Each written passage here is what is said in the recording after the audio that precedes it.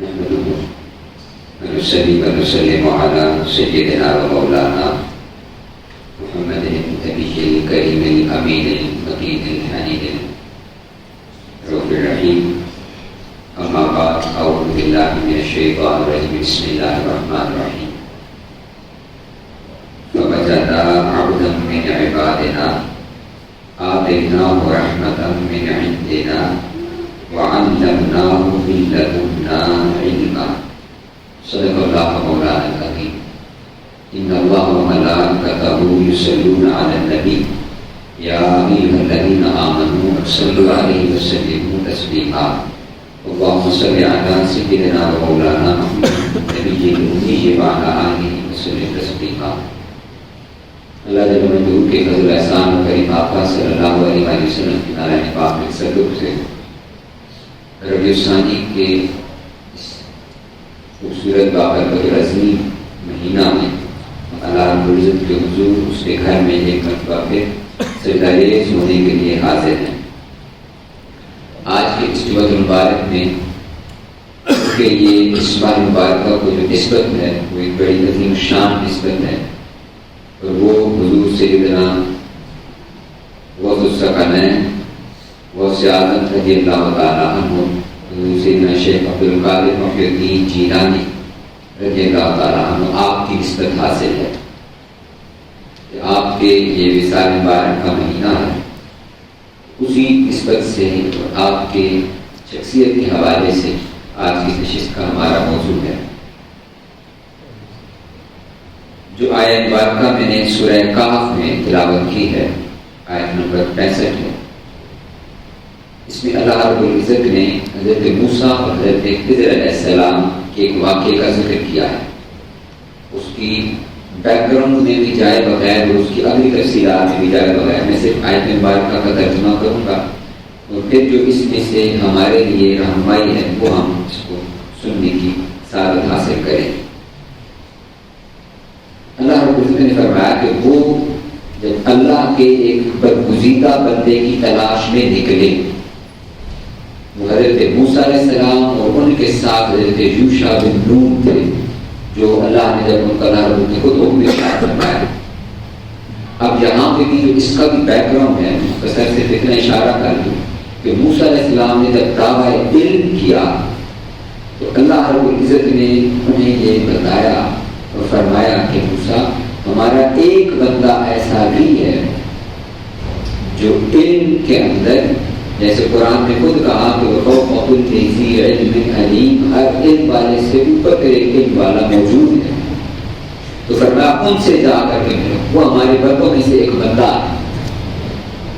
تو باقی نشانیوں کے ساتھ ساتھ جب وہ اس مقام پر پہنچے جو موسیٰ علیہ السلام کو بتائی گئی کہ وہاں پر وہ ہمارا بندہ اب خضر علیہ السلام ملیں گے، تو ان کی خضر علیہ السلام کی اب شخصیت کی جو نشانیاں اللہ رب العزت بیان فرما رہا ہے وہ بڑی ہمارے لیے قابل توجہ ہے.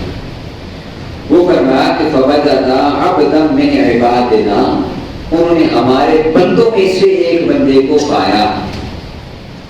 تو یاد رکھیے مخلوق میں سے جو بھی ہو وہ جس بھی مرتبہ پر پہنچ جائے اس کا سب سے پہلا اور بڑا تعارف وہ جتنے بھی فضل والا ہو، جتنی بھی عظمت و شانوں والا ہو. اور یاد رکھیے آقا علیہ السلام نے خود اپنے لیے بھی یہی کلمات ارشاد فرمائے. اور وہ کیا ہے؟ وہ مقام عبدیت ہے جو اللہ رب العزت کی بارگاہ میں ہے، کہ وہ معبود ہے اور یہ سارے کیا ہیں؟ بندے ہیں. اللہ نے ان کا پہلا تعارف عبدا من عبادنا، ہمارے چنیدہ بندوں میں سے ایک بندہ خضر علیہ السلام. اور پھر فرمایا کہ آتیناہ رحمتا، ہم نے اپنے خود سے ان کو اپنے پاس سے رحمت دی، وعلمناہ، اور ہم نے انہیں علم عطا فرمایا، من لدنا علما، علم لدنی میں سے انہیں علم عطا فرمایا. یعنی اللہ رب العزت نے آگے چل کر پھر ان کی کرامتوں کا اظہار ضرور ہے کہ خضر علیہ السلام سے جو کرامتیں جن کی ظاہر ہوئی، وہ کشتی کا توڑنا ہو، وہ دیوار کا سیدھا کرنا ہو، وہ ایک بچے کو مار دینا ہو، اس کے پیچھے ان کا علم تھا. جو اللہ رب العزت نے ان کو عطا کیا ہوا تھا اور انہیں ان معاملات کی بیک گراؤنڈ معلوم تھی، لیکن وہ کیا تھا؟ وہ علم تھا۔ وہ کیا تھا؟ علم تھا۔ یہ نقطہ ہے ہماری آج کی گفتگو کا۔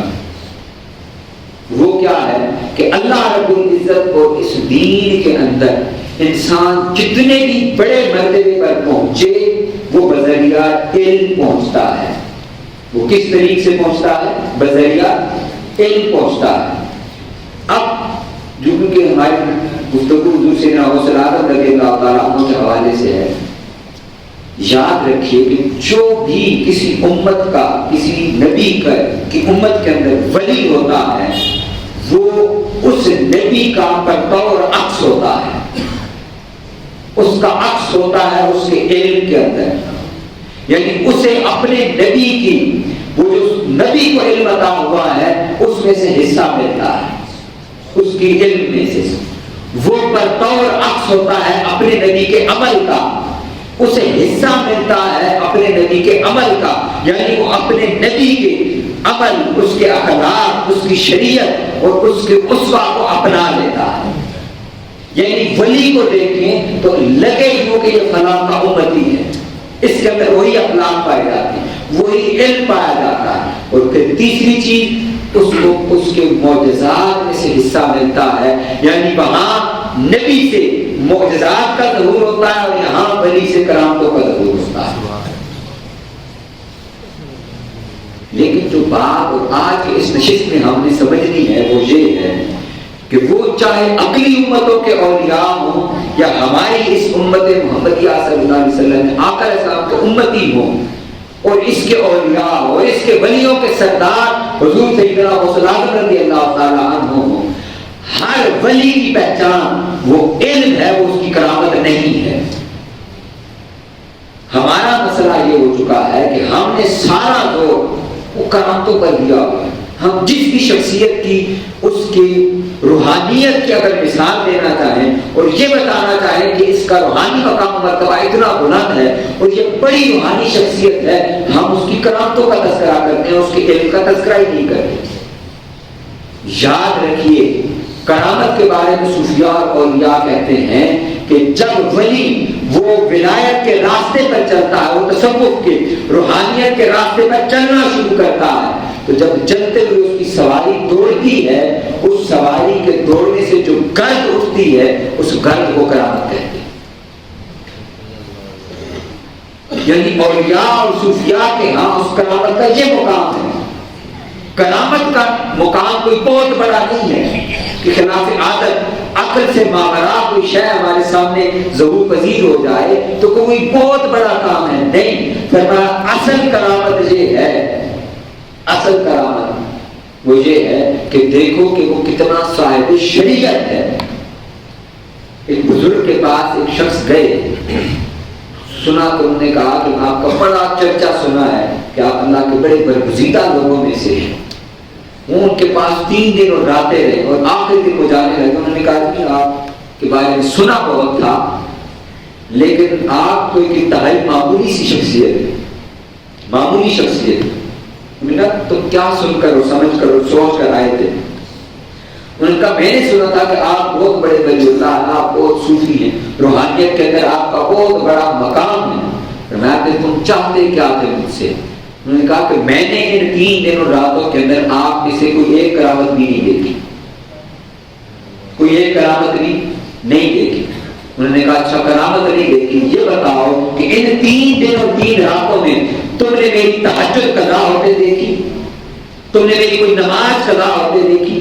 تم نے مجھے دیکھا ہو کہ میں نے کوئی عمل کو حضور کی سنت کے مخالف کیا ہو؟ انہوں نے کہا نہیں، ایسا تو نہیں دیکھا۔ پھر میں یہی سب سے بڑی کرامت ہے، سبحان اللہ، آقا اسلام کی سنت کی پابندی کرنا۔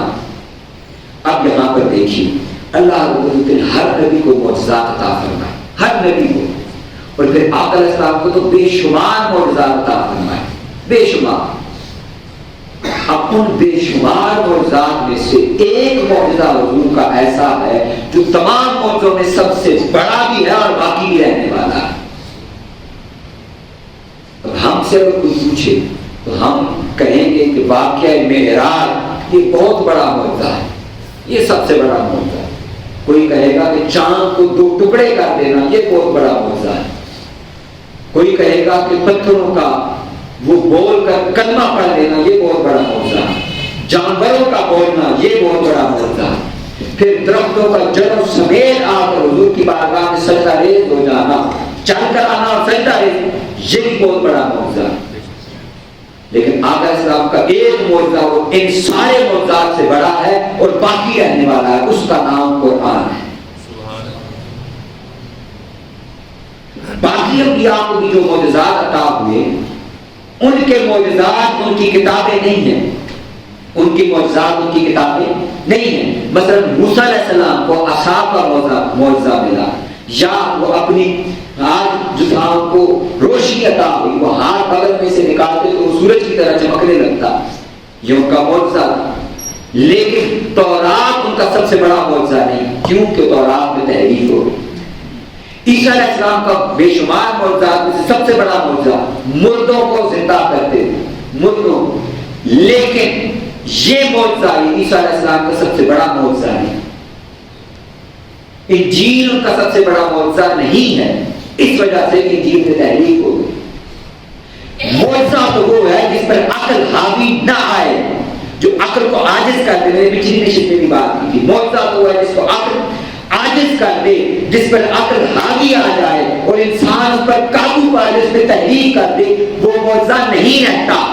آخر اسلام کے سارے معجزات اپنی جگہ پر، قرآن وہ معجزہ ہے کہ آج 1500 سال تک اسم کے اندر کوئی تحریف نہیں کی جا سکی۔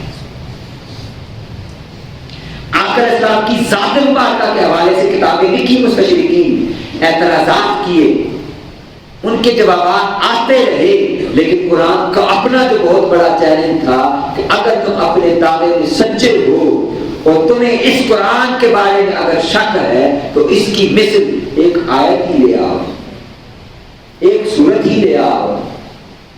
یہ تو اس دور کے جو عربی دان تھے، جن کو اپنی زبان پر ناز تھا، جو دوسروں کو اجمی کہتے تھے، یعنی ہمارے علاوہ ساری دنیا گنگی ہے، اجمی گنگے کو کہتے ہیں، وہ کہتے جو ہم ہیں، ہم صاحب زبان ہیں، ہمارے علاوہ ساری دنیا وہ گنگی ہے، ان کو بولنا ہی نہیں آتا۔ کیوں؟ وہ ایک ایک مجلس میں بیٹھے ہوئے فلمتی 100 اشعار کہہ جاتے تھے، اور جس شے کے بارے میں ایک لفظ استعمال کرتے، اسی شے کا دوسری مرتبہ تذکرہ ہوتا، وہ لفظ استعمال نہ کرتے۔ یہ ان کو ناز تھا اپنی زبان دانی کے اوپر، لیکن جب انہوں نے بھی قرآن دیکھا، انہوں نے کہا لے سہاد الکلام بنے، یہ انسان کے بس کی بات ہی نہیں ہے۔ تو پھر قرآن آقا علیہ السلام، کیونکہ خاتم النبیین، حضور کیا ہے؟ خاتم النبیین، آخری نبی ہیں، نبوت رسالت آپ پر ختم ہو گئی، سلسلہ ختم ہو گیا۔ ایسا تو ہونا چاہیے تھا نا، جب رسالت باقی رہنے والی ہے تو آپ کا معجزہ بھی باقی رہنے والا ہوتا ہے، آپ کا معجزہ بھی کیا ہوتا؟ باقی رہنے والا ہوگا۔ اس وجہ سے باقی معجزات وہ زمانی اور مکانی تھے، یعنی جو اس دور کے وقت ظہور پذیر ہوئے، اس زمانے کے وقت ظہور پذیر ہوئے، اس جگہ کے اوپر ظہور پذیر ہوئے۔ لیکن قرآن حضور کا ایسا معجزہ ہے جو اس زمانے کے لیے بھی اور اس جگہ کے لیے بھی خاص نہیں، جو ساری دنیا کے لیے بھی ہے اور قیامت تک کے آنے والے لوگوں کے لیے بھی ہے۔ یعنی یہ علم ہے، اور قرآن کیا ہے؟ منبع علم۔ قرآن کیا ہے؟ منبع علم، یعنی قرآن سے علم ٹوٹا ہے، علم۔ تو علم سے بڑھ کر کسی کی کوئی کرامت نہیں ہو سکتی، علم سے بڑھ کر۔ اب ہم حضور سیدنا غوث العظم رضی اللہ تعالیٰ عنہ جب آپ کا تذکرہ کرتے اور پڑھتے ہیں اور آپ کو غوث الثقلین جو غوث العظم بھی کہتے ہیں، تو ہم آپ کی کرامتوں کا ذکر شروع کر دیتے ہیں، ہم ان کی کرامتوں کا بہت بیان کرتے ہیں کہ ان کی یہ بھی کرامت، یہ بھی کرامت، وہ ایسے بھی کر دیتے، وہ ایسے بھی کر دیتے، وہ ایسے بھی کر دیتے۔ لیکن میں نے کہا کہ کرامت وہ ولی کی سواری کی اڑنے والی دھول سے بھی نیچے رہ جاتی ہے، کرامت کا درجہ بہت نیچے ہے۔ ان کا یہ مقام جس کا وہ خود اظہار فرماتے ہیں درست العلم حتی صرت قطبا، قطبیت جو ولایت کے اندر سب سے آخری درجہ اور مقام، آخری درجہ اور مقام وہ قطبیت ہے. فرمایا یہ جو میں نے قطبیت کا مقام حاصل کیا ہے یہ میں نے علم پڑھ کر حاصل کیا ہے. علم پڑھ کر. آپ اندازہ لگائیں حضور سیدنا غوث الثقلین حضور سیدنا غوث الاعظم رضی اللہ تعالیٰ عنہ آپ وہاں جینان میں آپ کی ولادت ہوئی, علم کی خاطر سفر کیا تنہا 55 کے اندر, اور کہاں ہے بغداد جو اس وقت علم کا مرکز اور گڑھ تھا. 461 ہجری کے اندر آپ کی ولادت اور 488 ہجری میں آپ بغداد شریف تشریف لائے, اور وہاں آ کر کے آپ نے علم پڑھنا شروع کیا. علم یہ آپ کا مقام و مرتبہ ہے کہ اصل کیا ہے وہ بذریعہ علم ہے. ہم بیان کرتے ہیں کہ انہوں نے کیا کیا, انہوں نے مردے زندہ کر دیے, انہوں نے فلاں کام کر دیا, ہم ان کی کرامتوں کی طرف جاتے ہیں. اور حضور بہت سیادت فرماتے ہیں کہ میں جو ولایت کے اس اتنے بڑے مقام پر فائز ہوا ہوں اور مجھے اللہ نے جو یہ مقام عطا فرمایا ہے کہ میرا قدم وہ تمام ولیوں کی گردن پر ہے, جو اتنا بڑا بلند مقام ملا ہے وہ کس وجہ سے ملا ہے, وہ علم کی وجہ سے ملا. اب علم پھر وہ طریقے ظاہری سے بھی ہے اور طریقے باطنی سے بھی ہے.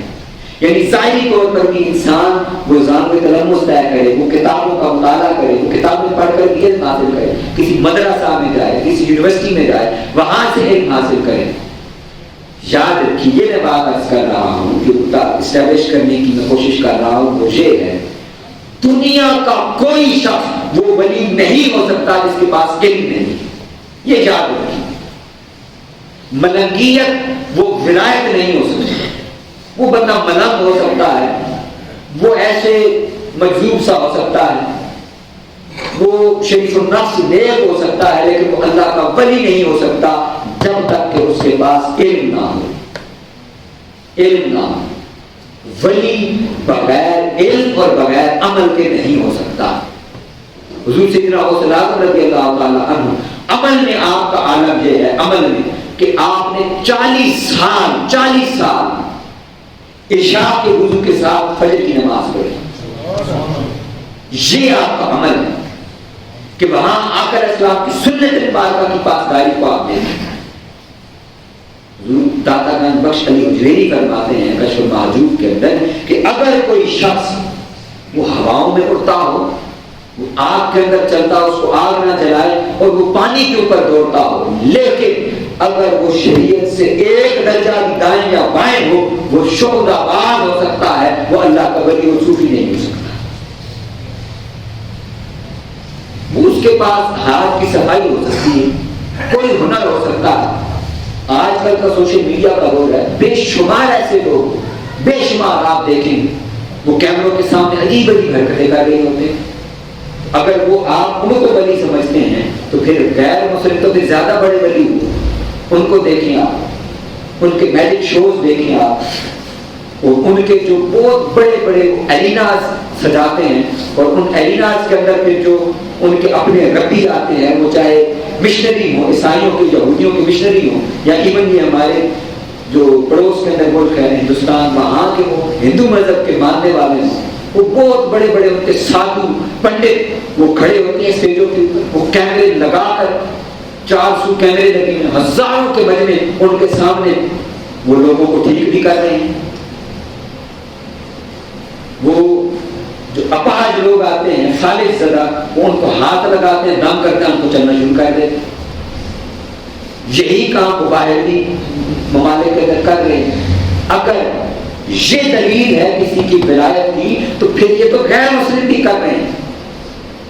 پتہ یہ چلتا ہے کہ یہ خلاف عادت اور عقل میں نہ آنے والے واقعات اور چیزیں, اس کا ولایت اور تصوف اور روحانیت کے ساتھ تعلق نہیں ہے.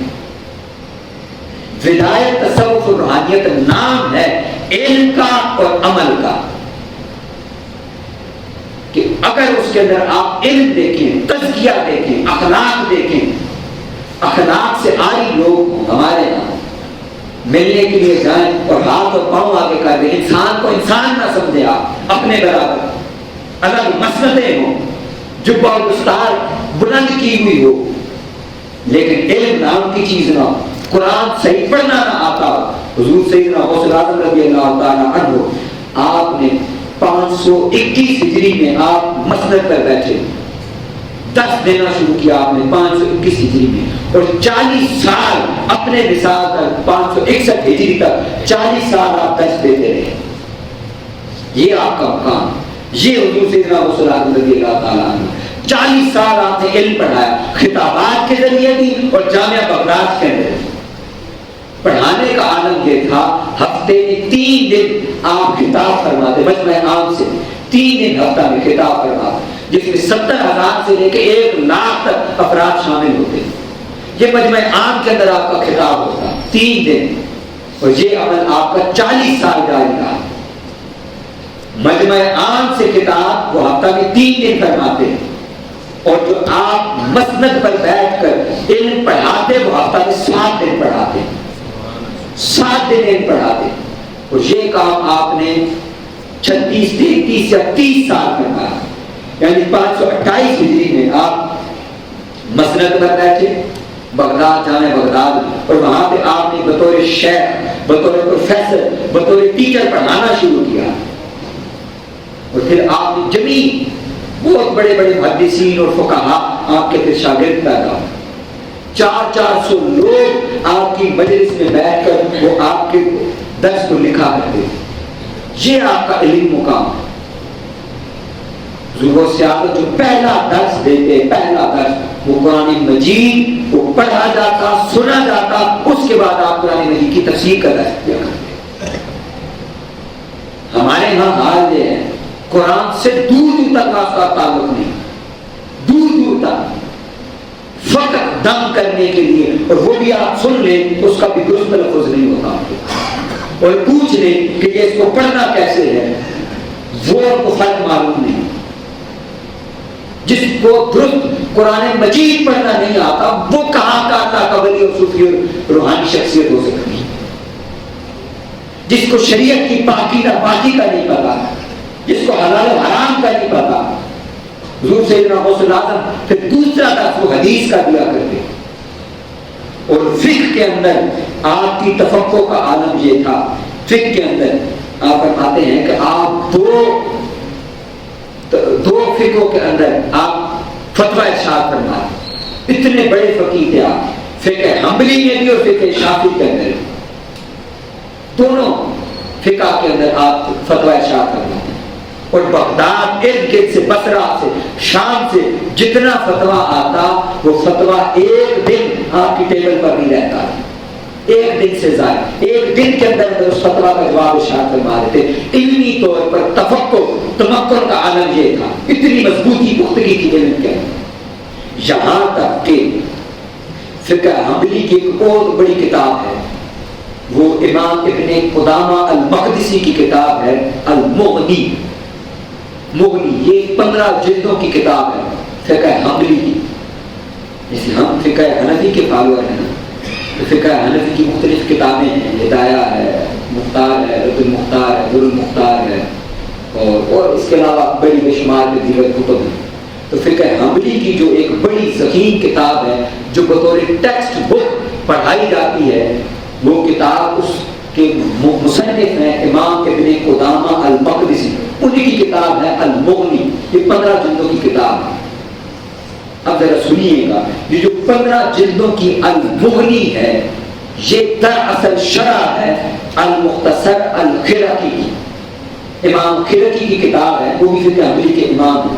انہوں نے فقہ حنفی کے اصول کے اوپر ایک کتاب لکھی، ان کتاب کو نام دیا المختصر، اور اس کتاب کو کہا جاتا ہے المختصر الخرقی، یعنی امام خرقی المختصر. اس المختصر کی جو شرح ہے 15 جلدوں کی، اس کا نام کیا ہے؟ المغنی.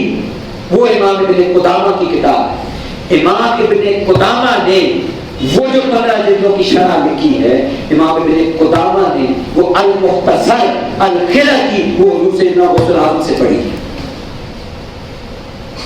وہ اور ایک دوسرے بہت بڑے فقہ کے امام عبد الغنی مقدسی، یہ دونوں اکٹھے آپ فرماتے ہیں ہم دونوں حضور سیدنا غوث اعظم رضی اللہ تعالیٰ عنہ کی آخری عمر مبارک کے 1 سال میں فرماتے ہیں ہمیں افسوس ہے، ہمیں فقط آخری سال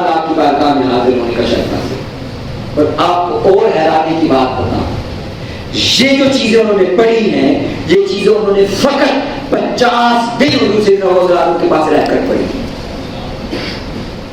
آپ اندازہ لیں، وہ پڑھ کر المختصر الفرقی پڑھ کر اس کی شرح لکھی تو وہ 15 جلدوں کی المغنی لکھی امام ابن قدامہ المقدسی. یہ حضور سیدنا غوث العالم کا علمی مقام ہے.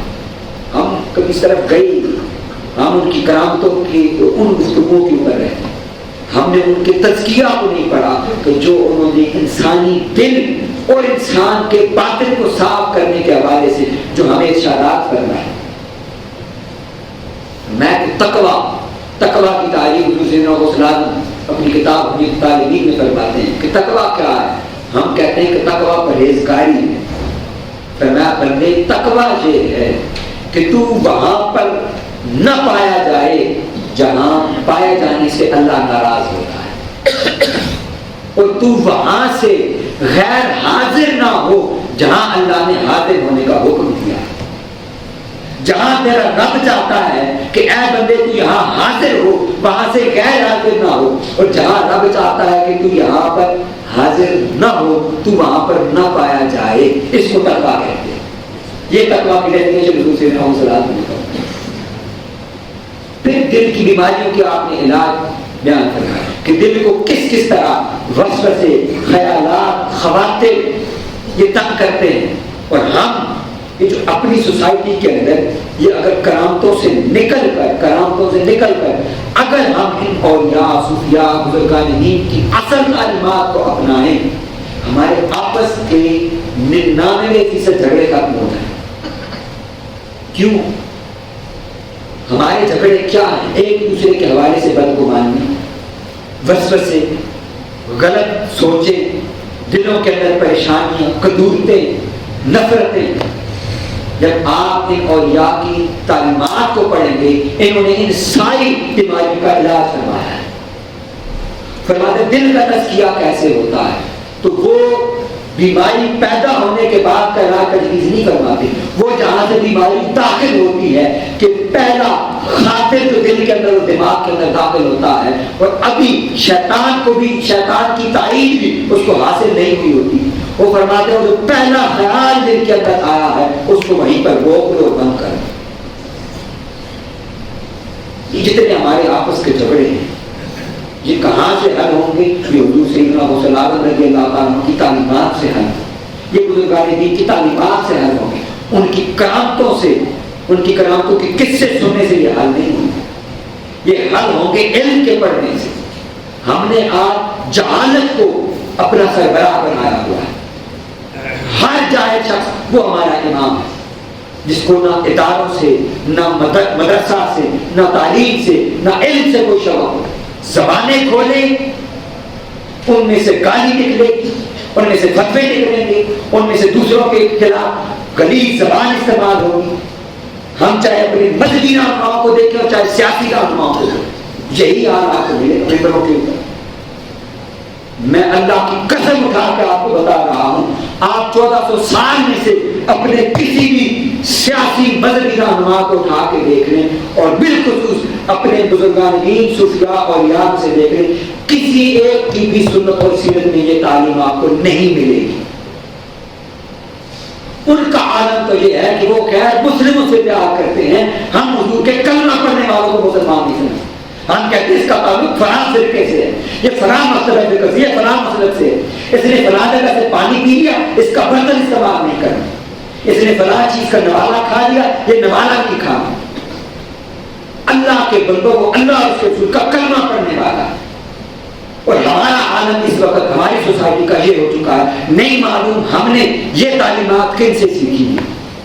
میں اللہ کی قسم اٹھا کے کہہ رہا ہوں 1400 سال میں سے حضور میر علی شاہ صاحب تک اور حضور پیر سیدنا طاہر الدین القادری البغدادی تک اور ان سے لے کر اوپر تک آپ کسی کو لے لیں، کسی ایک شخص کی بھی آپ کو یہ تعلیم نہیں ملے.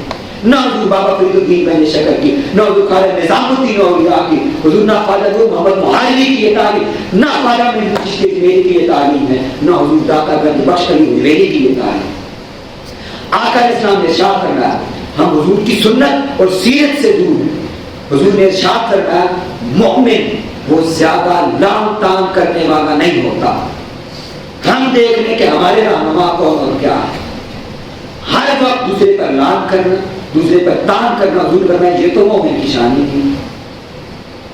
قرآن کہہ رہا ہے اجتنبوا کثیرا من الظن، دوسروں کے بارے میں گمان سے بچو. ہم گمان سے ایک حد آگے جا کر بہتان بازی کریں، جھوٹے الزام جن کا کوئی دلیل پر ہمارے پاس نہیں ہوتی. ہم ٹی وی پر، سوشل میڈیا پر، ویڈیوز پر، چینل پر بیٹھ کر جو منہ میں آئے جس کے بارے میں بک دیتے ہیں.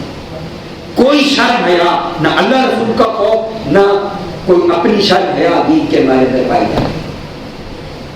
پھر سوسائٹی کے اندر یہ مسلمان پسیں گے نہیں تو ترقی کہاں سے کریں گے؟ یہی حشر ہونا ہے اس قوم کا، اس ملت کا، اس ملک کا. اگر ہم نے اپنے لیڈران وہ ان خصلتوں کے چن رکھے ہیں جن کا سیرت محمدی سے دور دور تک کوئی واسطہ ہے. اللہ رب العزت ہمیں اولیاء کی صحیح تعلیمات ان کو سمجھنے اور ان پر عمل پیرا ہونے کی توفیق عطا فرمائے. اور اللہ رب العزت دعا ہے تو ہمارے اس ملک کی خیر فرمائے.